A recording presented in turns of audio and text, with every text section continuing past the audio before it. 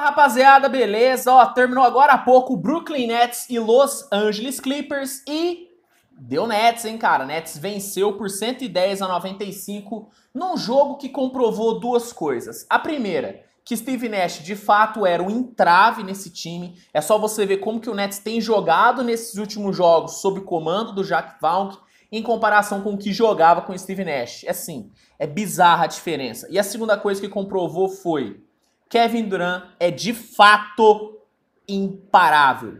Nesse jogo, ele foi muito bem marcado, mas não conseguiu ser parado. Por quê? Porque o cara é um dos melhores scorers que a liga já viu. Simplesmente bizarro. Bom, vamos falar sobre o jogo, hein? Primeiro período, cara, os dois times defenderam bem demais. Inclusive, foi uma belíssima batalha defensiva nesse jogo. Gostei muito. Pra quem curte defesa, foi um prato cheio esse jogo. Os dois times começaram defendendo muito bem.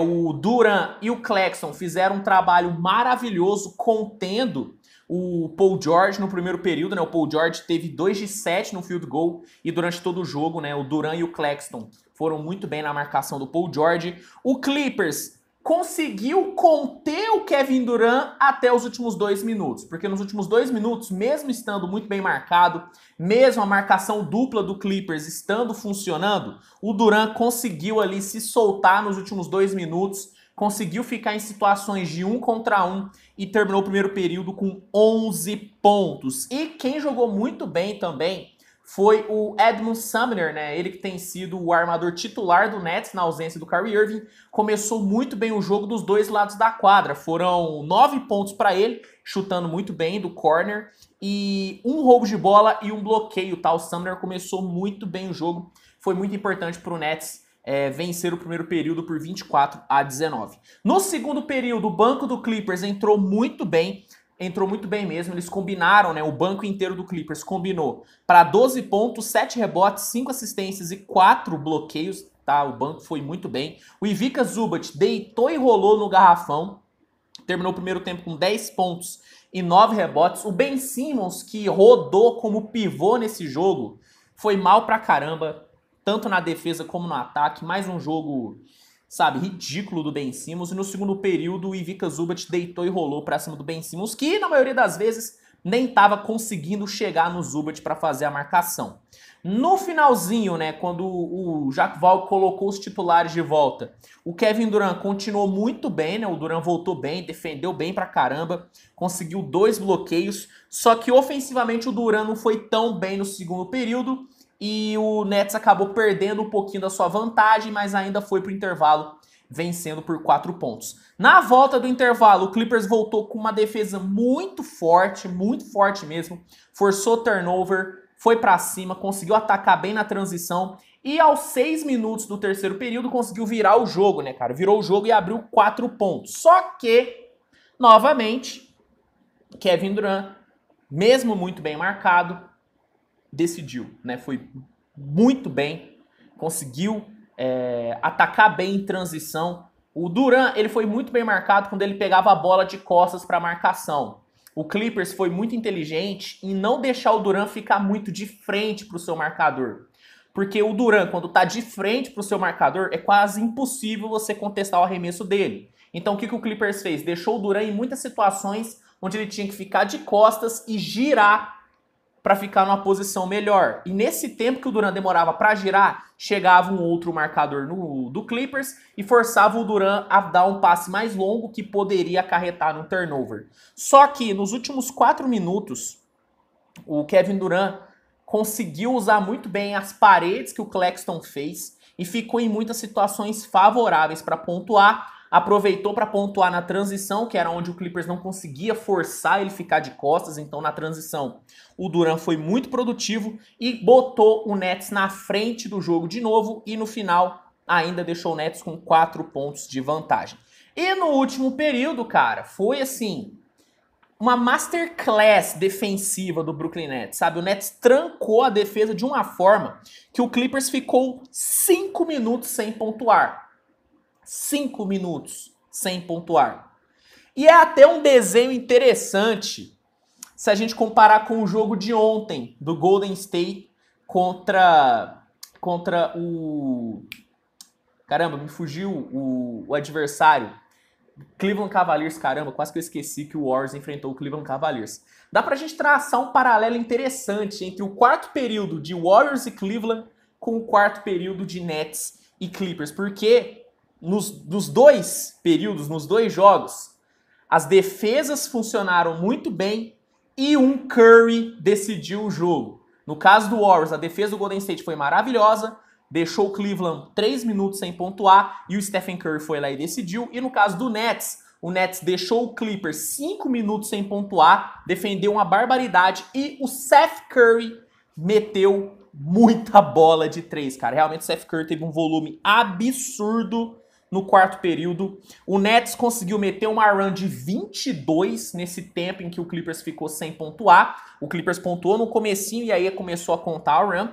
Clippers meteu, o Nets meteu 20 pontos seguidos, muitos vindos do Seth Curry, e o Nets, isso aqui é bizarro, cara, o Nets chutou 69% do field goal, cara.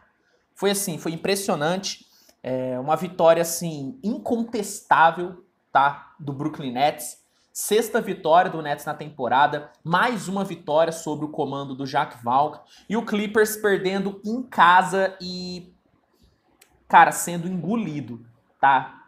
O Clippers defendeu bem, só que o Nets foi muito melhor. E isso acaba sendo ruim pro Clippers, né? Perder em casa do jeito que foi, não é muito legal. Cabe destacar aqui, eu peguei aqui alguns números que mostram como que a defesa do Nets foi absurda. O Nets forçou 16 turnovers, deu 6 bloqueios, e aí mérito para Claxton e Durant, que foram incríveis defendendo o garrafão. Roubou 9 bolas. Destaque para o Sumner, que também foi incrível roubando bolas. Deixou o Clippers com field goal de 40% e 34% na bola de 3. E nenhum jogador do Clippers teve mais de 20 pontos. Cara, assim, um show defensivo. Em nenhum momento, sob o comando do Steve Nash, o Nets defendeu parecido com o que defendeu hoje. Em nenhum momento.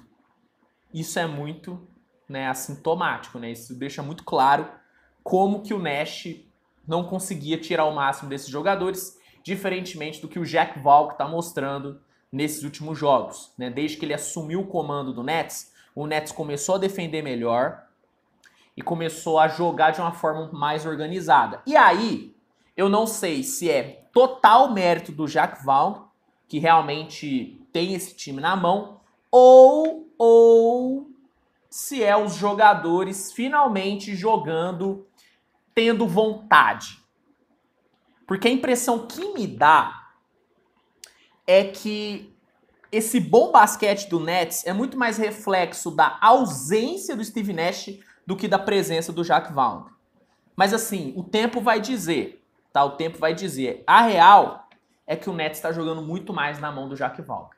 Muito mais. E como eu disse, eu só não sei te dizer se é mérito do Jacques Vaughn ou se é mérito da ausência do Steve Nash. Não sei, sendo sincero. Quero ter mais um tempinho aí para analisar esse trabalho do Jacques Vaughn, mas tá começando bem, tá vencendo, e vencendo bem, isso que importa. Destaques individuais, tá? Kevin Durant, 27 pontos, 2 roubos de bola e 2 bloqueios. Como o Durant é incrível, cara.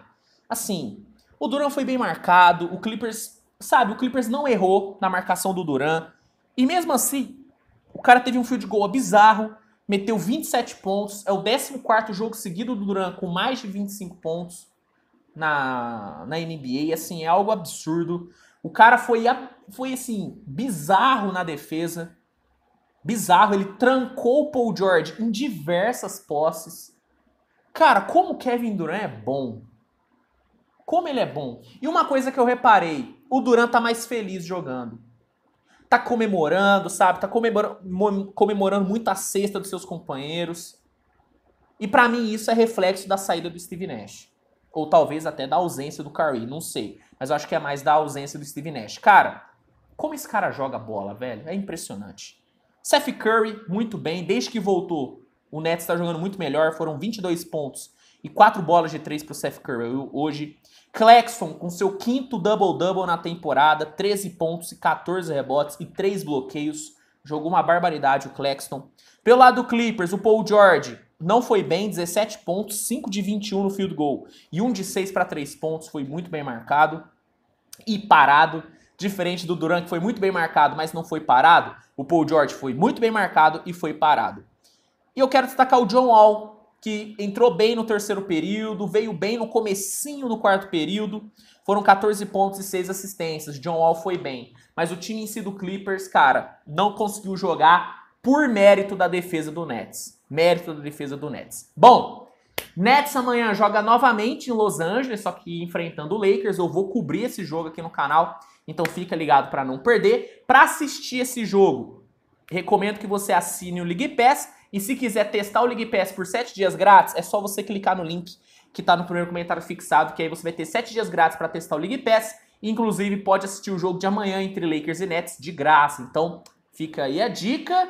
E é isso. Se gostou da análise, deixa o like, deixa a sua opinião, que é muito importante também. E ativa as notificações para não perder nenhum vídeo novo. A gente se vê amanhã com o resumo de toda a rodada. Grande abraço e até a próxima. Tchau, tchau.